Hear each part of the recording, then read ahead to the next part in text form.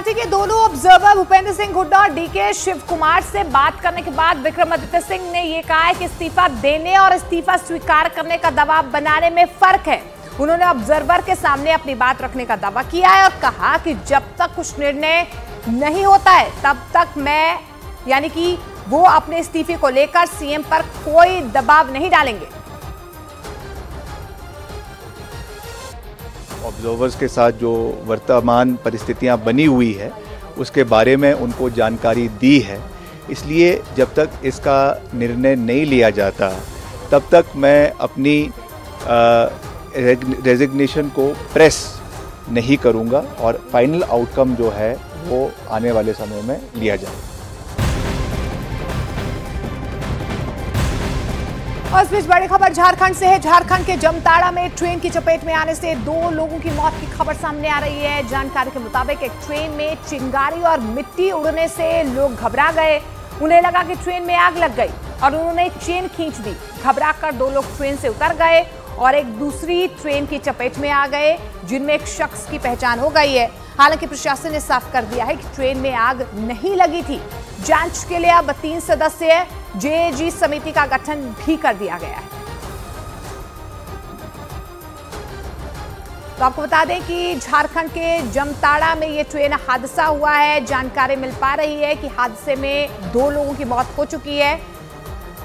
एक अफवाह फैली कि ट्रेन में आग लग गई, जिससे वहां पर अफरा तफरी का माहौल हो गया। लोग घबरा गए, ट्रेन से कूदने लगे और जब 2 लोग ट्रेन से कूदे तो वो दूसरी ट्रेन की चपेट में आ गए, जिसकी वजह से उन दोनों की मौत हो गई। तो इनिशियली बताया गया था कि जो डाउन ट्रेन है उसमें कुछ स्पार्क और चिंगारी मिली थी, तो ड्राइवर और गार्ड से बात किया गया। उन्होंने रेक चेक किया, फिर बताया कि नहीं, कोई ऐसा चिंगारी और आग नहीं है। तो फिर यहाँ पे गाड़ी खुल के आगे चली गई। अभी मोस्ट ऑफ दी गाड़ी आसनसोल पार कर चुकी हो।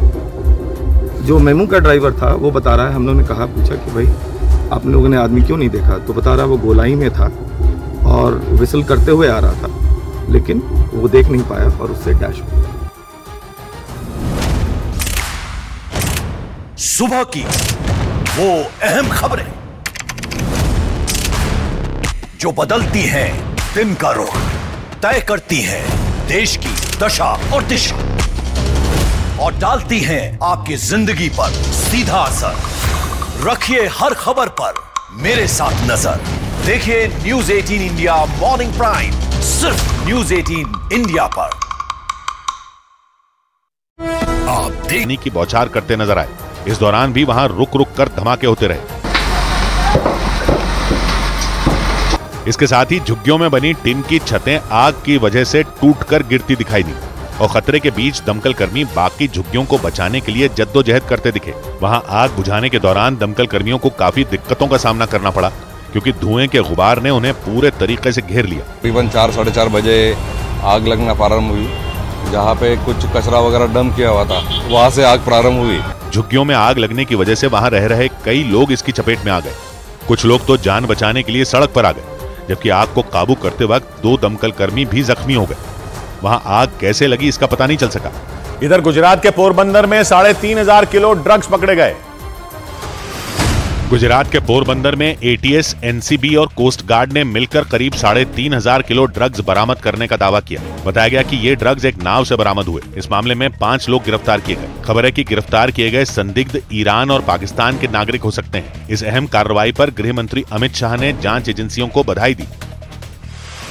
उत्तर प्रदेश के अवैध खनन मामले में सीबीआई ने अखिलेश यादव को समन्स भेजकर सुबह दिल्ली के दफ्तर में पेश होने का निर्देश दिया। जांच एजेंसी ने उन्हें गवाह के तौर पर पूछताछ के लिए बुलाया। अवैध खनन का ये मामला 2012 से 2016 के बीच का है, जब अखिलेश यादव राज्य के सीएम थे। भारत का दौरा कर रहे टेक कंपनी माइक्रोसॉफ्ट के सह संस्थापक बिल गेट्स ओडिशा की राजधानी भुवनेश्वर पहुंचे। उन्होंने वहां मंगला बस्ती देवी मां के मंदिर में दर्शन किए।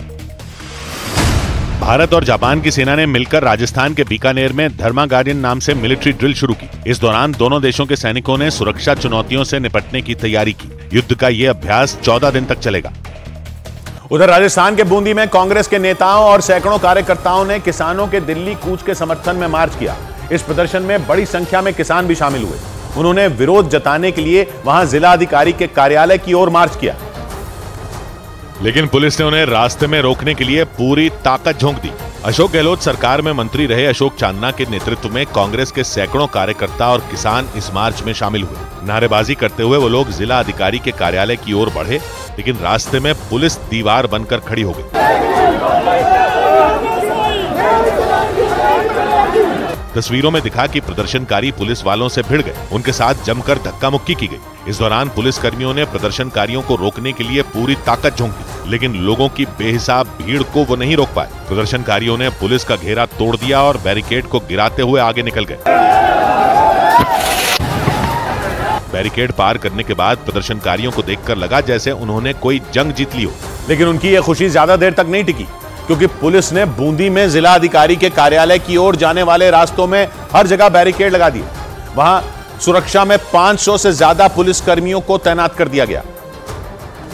और इसीलिए जब कांग्रेस के कार्यकर्ता आगे बढ़े तो उन्हें रास्ते में पुलिस का और तगड़ा बंदोबस्त देखने को मिला। उन लोगों ने एक बार फिर एकजुट होना शुरू कर दिया। उन्होंने दोबारा पुलिस के घेरे को तोड़ने के लिए दम लगाया, लेकिन प्रदर्शनकारियों को बेकाबू होता देख पुलिस ने उन पर दो तरफ से पानी की बौछार कर दी। काफी मेहनत के बाद पुलिस प्रदर्शनकारियों को काबू करने में कामयाब हुई। पुलिस ने करीब 200 लोगों को हिरासत में ले लिया। इस दौरान प्रदर्शन कर रहे लोगों ने पुलिस के खिलाफ भी नारे लगाए। कांग्रेस ने केंद्र सरकार पर किसानों से किया वादा तोड़ने का आरोप लगाया। देश के किसानों का खून खौल रहा है, उनको रुक जाना चाहिए। अब किसानों पर अत्याचार बंद कर देना चाहिए। इस प्रदर्शन में शामिल हुए कांग्रेस नेताओं ने मांग की कि किसानों को दिल्ली जाने से रोका नहीं जाना चाहिए। उधर बिहार के बगहा में एक मालगाड़ी अचानक दो हिस्सों में बंट गई। बिहार के बगहा में नरकटियागंज गोरखपुर रेलवे रूट पर उस वक्त बड़ा हादसा टल गया जब एक मालगाड़ी अचानक दो हिस्सों में बंट गई। इसकी वजह से वो मालगाड़ी करीब 1 घंटे तक ट्रैक पर ही खड़ी रही। पश्चिम बंगाल में बीजेपी के बड़े नेताओं ने राज्य में बड़ी संख्या में फर्जी मतदाताओं के होने का आरोप लगाया और इस सिलसिले में चुनाव आयोग को एक चिट्ठी लिखी। यही नहीं, बीजेपी ने चुनाव आयोग को करीब 17 लाख फर्जी मतदाताओं की लिस्ट भी सौंपी। केरल में लोकसभा चुनाव के लिए कांग्रेस की अगुवाई वाले यूडीएफ में सीट बंटवारे पर सहमति बन गई। समझौते के तहत कांग्रेस 20 लोकसभा सीटों में 16 पर अपने उम्मीदवार उतारेगी। राज्य में लेफ्ट का गठबंधन और कांग्रेस का गठबंधन अलग अलग चुनाव लड़ रहा है। इस बीच बिहार में सियासी खींचतान के बीच आरजेडी नेता भाई वीरेंद्र ने नीतीश कुमार को आरजेडी की रैली में शामिल होने का न्योता दे डाला। दोनों नेताओं का आमना सामना बिहार विधानसभा के बाहर हुआ और उसी समय उनकी दिलचस्प मुलाकात हुई, क्योंकि आरजेडी नेता भाई वीरेंद्र ने सम्राट चौधरी की मौजूदगी में नीतीश को आरजेडी की रैली में शामिल होने का न्योता दे दिया। बिहार विधानसभा के बाहर हुई इस दिलचस्प मुलाकात ने सबका ध्यान खींचा, क्योंकि जब सम्राट चौधरी और नीतीश कुमार गाड़ी से उतरे तो भाई वीरेंद्र पहले से वहां मौजूद थे। सम्राट चौधरी ने उनसे हाथ भी मिलाया और इसी दौरान भाई वीरेंद्र ने नीतीश को आरजेडी की रैली का न्योता दिया, लेकिन नीतीश ने कोई जवाब